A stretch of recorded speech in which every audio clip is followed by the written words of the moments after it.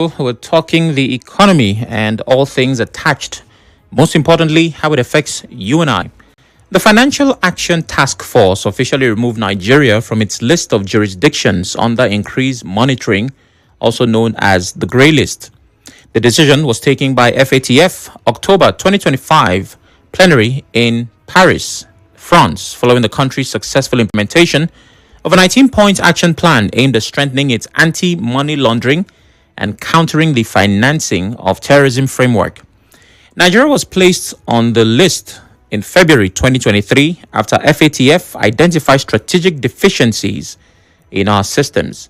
And over the past 2 years, the federal government worked with FATF and the Intergovernmental Action Group against money laundering in West Africa to address the identified gaps through legislative reforms. So the big question is, what is this FATF grey list?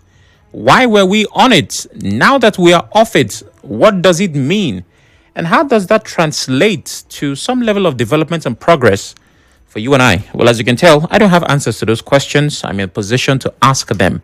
My guest is Professor Omiete Victoria Olulu-Briggs. She is a professor of finance and investment and also the director of the University of Port Harcourt Business School. Thank you for joining us, Prof. Thank you very much, Oracle Chinedu. My pleasure. Can you hear me clearly? I can hear you very well. All right. Well, I understand that time is very important to you, so I will not waste any of yours. What is this FATF grey list and why is it important? Now, thank you. The FATF means the Financial Action Task Force. It's an intergovernmental body made up of ministers of member states. Okay. It was founded in 1989 on the proposal of the G7. And we know the G7, the UK, the US, Japan, Germany, France, Italy, and Canada. The top economies, yeah. Now, their aim is to develop rules and programs to fight against money laundering, terrorism financing, and fraud. The FATF was to strengthen the integrity of our financial system, making it more safer and secured. Okay. Now, their key point is to take global action plans on tackling these vices and protect our financial system as well. How do they go about it? They conduct in-depth research on how money is laundered and terrorism is funded, and then assess whether countries are taking effective actions against these crimes. They go as far as assessing and monitoring their members using mutual evaluations and follow-up processes. With this now, they can be able to determine our degree of technical compliance, implementation, and effectiveness of our systems to combat these crises. In fact, the IMF and the World Bank also rely on this FATF assessment before they grant loans and technical assistance. Oh, really? Now, yes. For us to be removed from that list means that we are living or we are conducting our affairs in line with these standards and the financial provisions of the United Nations Security Council resolution on terrorism and non-proliferation.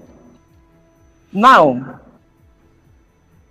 on the 4th, okay, before I go to that one, let me just mention again how we got into that list. Yeah, I was going to ask that, but I'm glad you're going there. We got into that list because Nigeria was labeled as a destination for dirty money due to systemic disparities and a very high level of predispositions for international money laundering. Countries that are placed on this list are those that have been proven to have systemic shortcomings, and as such, these countries are subjected to increased monitoring. This grey list is not good for us at all. because it will affect our reputation, or it even affected our reputation and the economy as well, and signal that Nigeria is very risky or a risky nation to do business with. Precisely in their fourth plenary session that took place between 22nd to 24th October this year, 4 African countries were removed from the list. Burkina Faso, Mozambique, Nigeria, and South Africa. They were removed from the list of jurisdictions under increased monitoring because they completed their action plans. We were able to achieve that because the government of President Bola Ahmed Tinubu created a sustainable political commitment to fight the threat of money laundering, terrorist financing of weapons of mass destruction. This fight by the government has restored integrity in our financial system and shows our commitment to international best practices. Okay, Prof. I obviously have a few follow-up questions, but I think the most pressing, let me be sure that I have my facts right. You're saying that Yes. Burkina Faso, that is currently under a military rule, somehow got off that list because their financial policies were actually working. Yes. Okay. Yeah. I don't know if The I should be fourth one- impressed. First one, Burkina Faso, followed by Mozambique, Nigeria, and South Africa. Huh. They were removed from the grid because they met up with the minimum standards. The minimum standards, global standards for that matter. Yes. That shows that our regulations, our financial regulations, and our enforcement are more effective.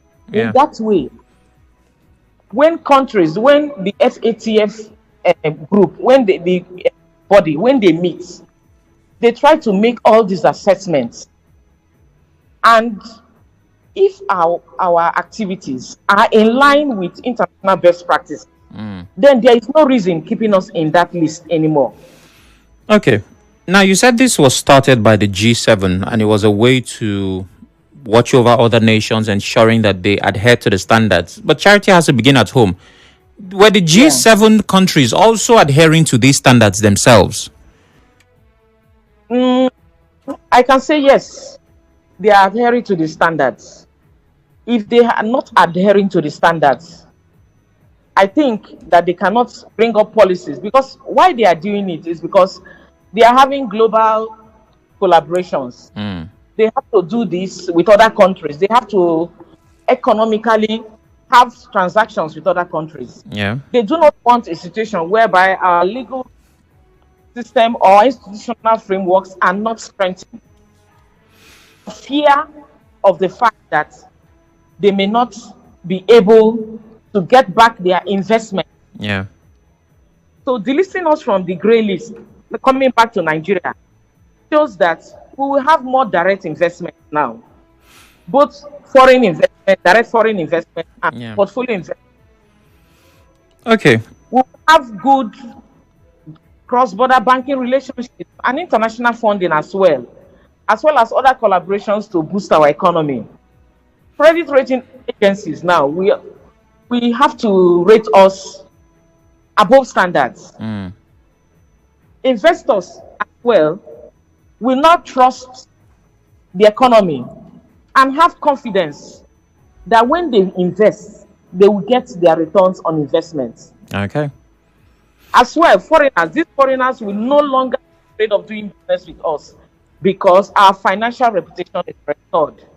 In fact, removing us from that list is a signal that the Nigerian economy is experiencing real progress.